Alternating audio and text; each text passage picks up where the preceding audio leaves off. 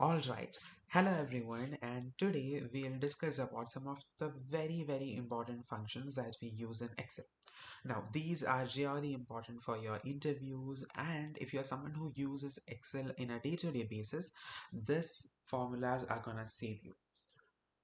Now, let's start with the very basic ones. Now, I have a list of data here, that is, I have the production details for a particular company. I have around 20 different datas. I need to find out the sum of these datas. For that, we can use the sum function. Let's start. Whenever we are writing a formula, we'll always start it by applying the equal to symbol. If we don't write the equal to symbol, it won't be registered as a formula at all. Let's see without the equal to symbol. SUM bracket, and I close the bracket and I pressed enter. See, it is just a text here. It hasn't registered as a formula. If this needs to be registered as a formula, we need to start writing this with an equal to symbol. Let's clear this and write again. Is equal to sum. SUM. Now you have a list of formulas that start with the letter sum, or the Excel is suggesting you the possible formula that you might be looking for. Now we need SUM sum. You can select it from here, or you can click tab as well. After you type in the formula and open the parenthesis, Excel will show you the syntax of what you need to add here. It is showing to put the number 1. Let's put a random number here, 4. Now, I want the sum of 4 and 5. Let's put 5. I can put how many ever number I want here. And after that, I can close the parenthesis and click enter. As you can see, the answer is 9. 4 plus 5 is equal to 9. But I don't want some random numbers sum, right? I want the sum of these all numbers. Let's see how we can do it. Let's start writing is equal to SUM sum, and inside the parenthesis, let us select this range. Now, 2 to 21. A2 to 21 is the range I have selected. Let me close the parenthesis and click enter. See, I have got the sum of this range. Now, maybe I don't want only this much range. Maybe in future I might add a number here, for example 200. See, it is not getting changed here. In order for this to automatically change, we need to create this in a dynamic way. Or another easy example is that we can just select the entire column as the range. Let's say we selected A to A as the range here and clicked enter. Now we have the sum of whatever value is there in this A column. Let us add one more digit here, 100. As you can see, the sum got changed. This was a very basic example of the sum function. Let us get into a little more complex function with sum property. Now, what if I want to take the sum of a range but with certain conditions? That is, if the production number is more than 200, I want the sum of those digits only. So when I take the sum of this range, I don't want 177 to be included in that. Or if there is any other value that is below 200, see, for example 130, I don't want that value to be added. Any value that is more than 200, I want the sum of that. Let us see is equal to sum, but we want to put a condition also. So let us collide two functions, that is sum function and if function. So it will be sum if function. And inside that, let us declare the range. Here our range is A to A. Now, comma. Now it wants us to declare the criteria. The criteria here is that it needs to be greater than 200. Now, the criteria, we should always write it as a string that is inside the double inverted commas, and let us close the bracket. As you can see in the syntax, whichever syntax keyword that is inside the square bracket is optional. So you need not have to declare it.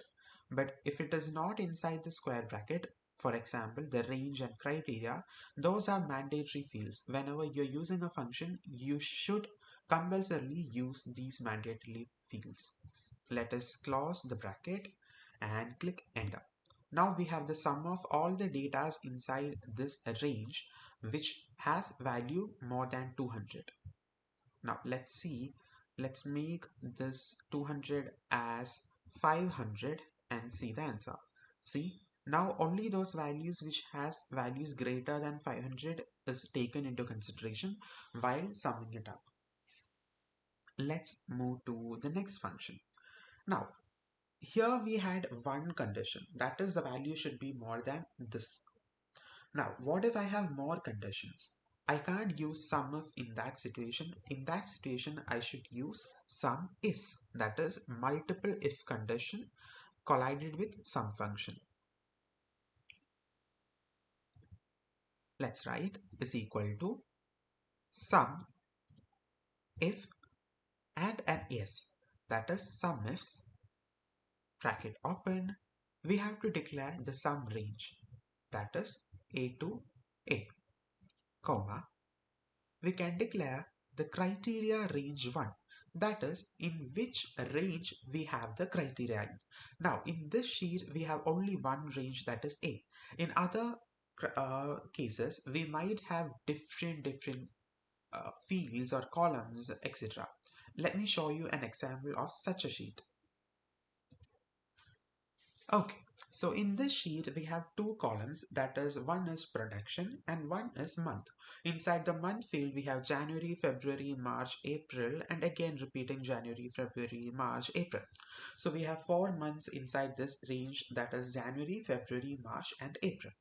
Now we have a condition that we need the sum of production values wherein the month is April and the value is greater than 500. So the conditions are the month should be April, that is one condition, and the value should be greater than 500 or 300. Let's as an example. Now we have two conditions, right? Let's write in is equal to sum ifs, and we should take the sum range, the range which we want to take the sum of. So that is a to a, comma. Let's tell them the criteria range 1, that is in which field we want to put the criteria on. Let us discuss about the criteria which we had. The first one is the month should be April. In which field should I put that criteria in month field, right? So I'm selecting B to B because that is my criteria range 1, comma. Now what is my criteria?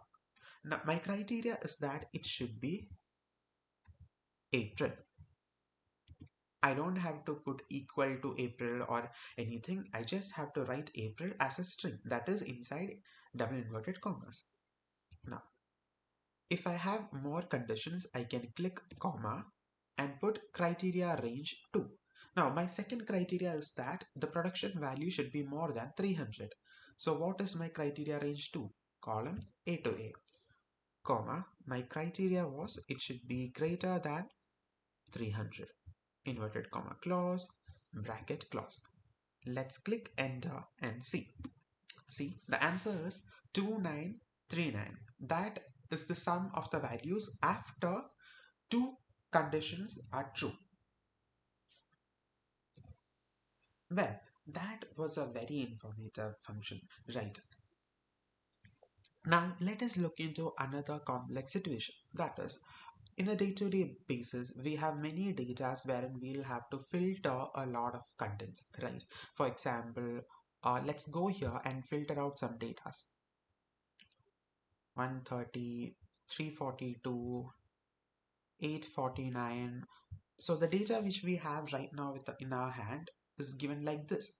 Now if I want the sum of only these datas, and if I go and type in is equal to sum of A to A, or let's say even the range, if I select like this, I'll get a huge number which is wrong.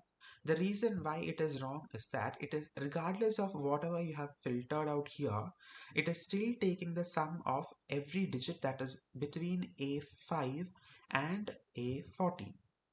So we need to put a function that will find the sum of only the data that is present in the filtered column. Let's find out how we can do it. For that, we need to use a function called subtotal is equal to subtotal. Now, subtotal is not something that we can use just with some function. We can use subtotal with a lot of other functions. So let's start opening the bracket, and here we have suggestions asking for what we need to find. Do we have to find average? Do we have to find count, count A, max, which all these which we'll get into later in this video. Now we need to find the sum. Sum. For sum, we'll write the number 9, or you can select sum by double clicking here. See, it has automatically selected the number 9. Now, comma, it is asking for the reference 1, that is the range which I have to find the subtotal in. Let's select A, and we can close the bracket and click enter.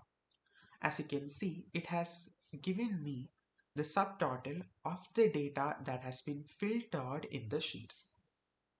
Now, is this dynamic? That is, if I change this filter values, will it change? Let's see. I have selected some more values here and clicked OK.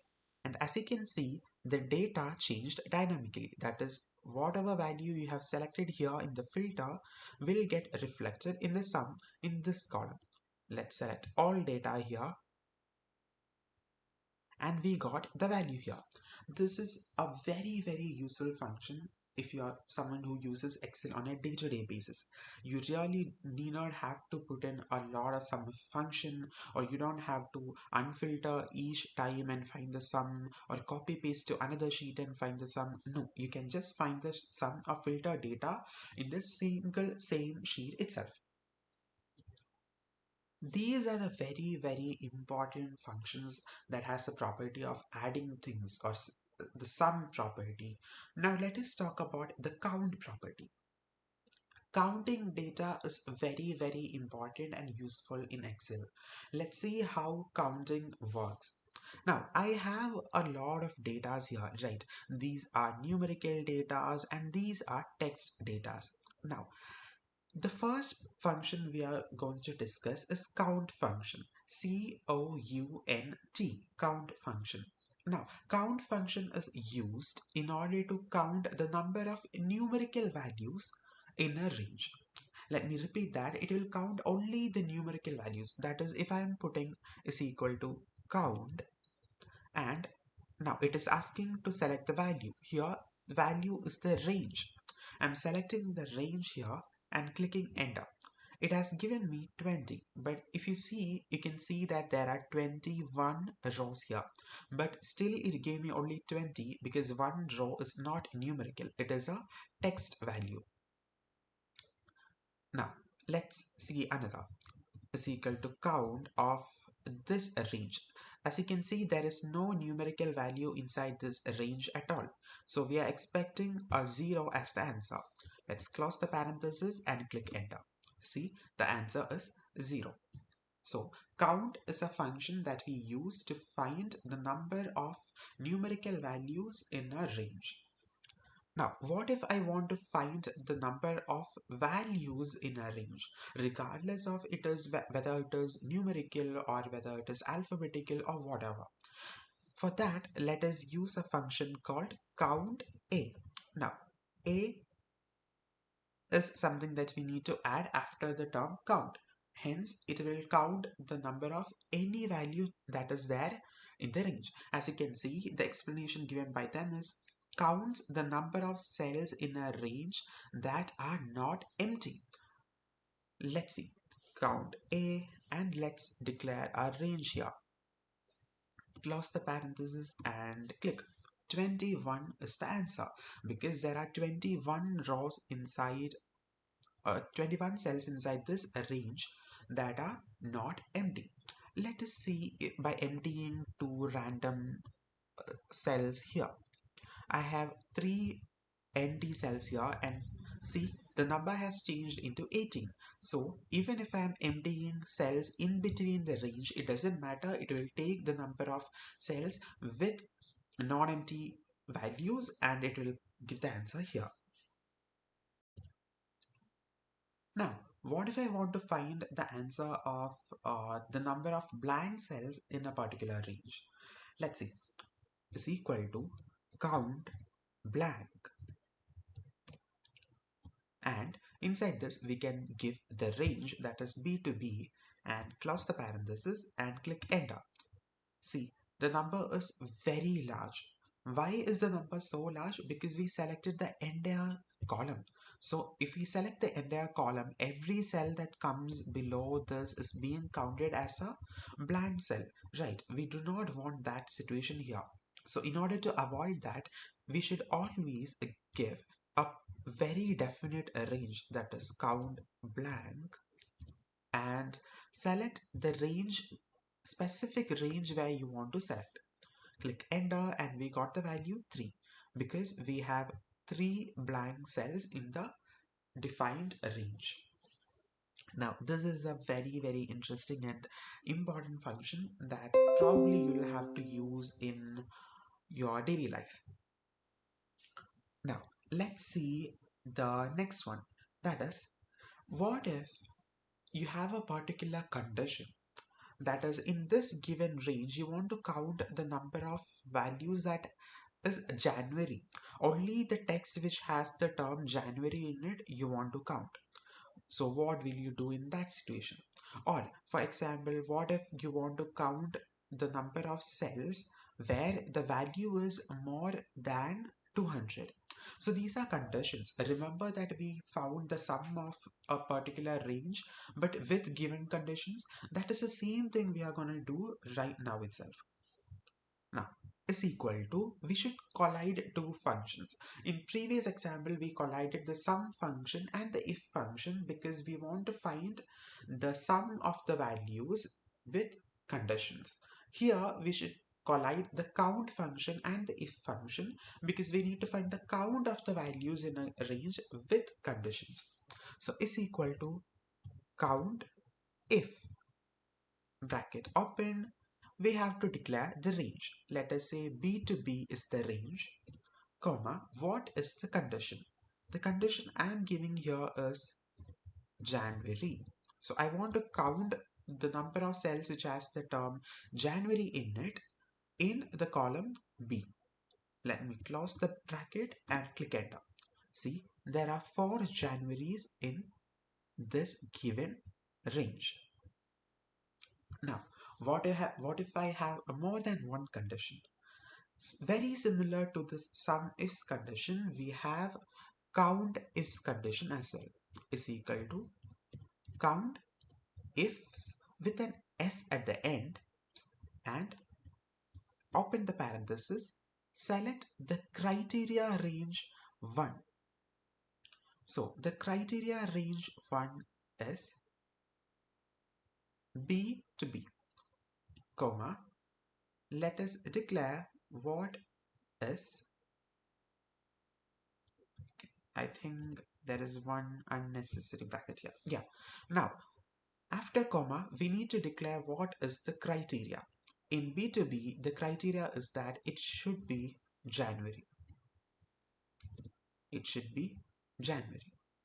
Now, let's put a comma, and the second criteria range is A to A.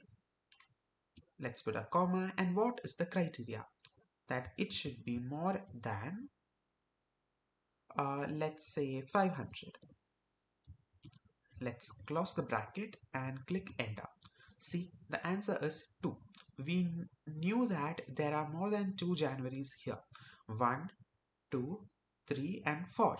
Although there are 4 Januaries in this list, the answer we got is 2 because the second condition was that the production number should be more than 500. See, the first January had only 382, so it won't be taken. Now the second one is 849, it will be taken. The third one is 342, it won't be taken. The fourth one is 651, it will be taken. So only two out of this January will be counted because only two out of them satisfy the condition that we have provided. We can add as many as conditions as we wish and make it more complex. It is up to your desire and your project. Now, remember I told you that I can use a count if function and find out what is the count of data that has the text January in it.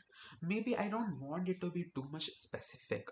Maybe I want to count the number of text which starts with the letter J. So it is not just January. January is there, June is there, July is there. So let's see how to do that. So I'll start with is equal to count if, because it is a count function with condition. I can also use count ifs, but since I have only one condition, I'm just going with count if.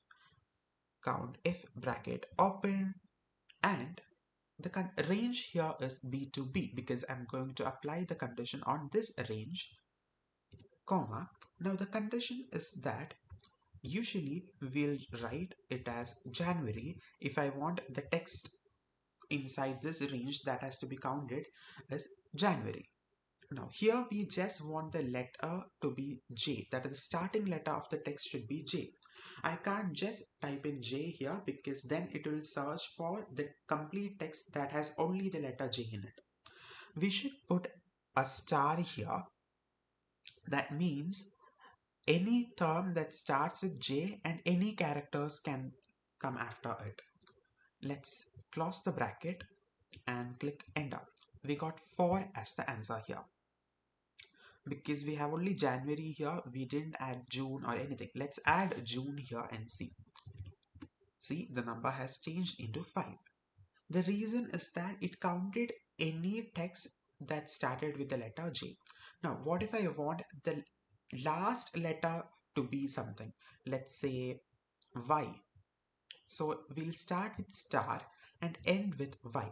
The reason is that we can have any characters, but the last character should be Y. That is the condition here. Let's click enter. We have 8 because January, February, January, February, January, February, January, February. We have 8 such values. Now, what if I want a, the count of text which has a particular letter or a combination of letters inside the text? That is, I don't care what the starting letter is or I don't care what the end letter is, but there should be an A or A, B, C inside this particular text. Let's see, we'll start with star because we don't care what the starting letter is, and we'll end with star because we don't care what the ending letter is, but we do care what comes in between this. So one letter we can put as P, as in April. I put P and clicked enter, so the answer is 5. 1, 2, 3, 4, 5. Now I want the letter to be R. Let's see. We can also put PR, which is again 5 because April, April, April. Now let's say R. See, there are 17 because April is there, March is there, February is there, January is there. Most of these characters has uh, an R in it. That's why the number is 17. Now, Now, this is something that we have discussed about count. So today we discussed about two things, that are sum and count functions. Now, let us also talk about average function, which is very important just like the sum function and the count function. The very basic average function is that is equal to average. Just type in average and open the bracket, and now we can give the number here, that is 1, 5, 10. If I want the average of these three numbers, I can just type in the numbers inside here and click enter. Now the average of 1 and 5 and 10 is 5.33 recurring. Now, but I don't want these exact numbers. I want the numbers to be from the range. So let's see, is equal to average and I'm selecting the range as A to A, and I'll close the bracket and click enter. See, the answer is 562.75. That is the average of all the numbers that are there in this range. Now, just like in sum function and count function, there are many other things that we can use with this very basic average function. Now, let's talk about average ifs. That is, you want to find the average of something, but there are conditions to it. Let's see. Now, the condition is that I want to find the average of numbers inside here, which is more than 500. If it is below 500, I don't want it to be taken at all. Let's see. Is equal to average if range is A to A, comma. Now, the criteria is that it is greater than 300 or 500 as I've told. And I'll close the bracket and click enter. See, 753.6363 recurring is the answer for that condition. Now, just like sum ifs and count ifs, we can also use multiple conditions with average. That is average ifs with an S, as you can see. Open the bracket. Now we can declare the average range. That is A to A, comma, the criteria range. Which criteria are we going to put it? Let's put B to B, comma, next the criteria which we want to get. Let's say April. The value should be April. Now, next condition criteria is A to A, and the condition I'm going to give is it should be more than 300. Let's close the bracket and click enter. The answer is 734.75. Now, as we have discussed today, we learned about sum function, count function, and average function, and in those we were able to use these functions along with condition functions. That is the if function. Now, I'll talk about one more average thing. That is, if I want to find the average of this data, but I want to exclude the top 10% and the very least 10%. That is, if, for example, if you are taking the average of marks scored by the students in a class, but you don't want to include the top 10 students, and if you don't want to include the last 10 students, but you want to find the average of the middle people, let's see how it is done. What you can do is start by typing in trim mean, and inside that, let's select the array. The array is the range here. Now, after the range, let us declare the percentage. The percentage that we want to exclude from the top and the bottom. So here I'm going with 10%. I don't want the top 10% and the bottom 10%. Close the bracket, click enter. The answer is 564.7272. Now, this was a bonus function I talked about. This may not be something that you used in a daily life, but it is always wonderful to know this function. You can always excel in Excel if you know your functions right. This was the part 1 of the series, and for more advanced functions, you can look for the part 2 video, and I will put the link in the description box as well. I hope this video was useful for you. Let's see in another video with yet another topic.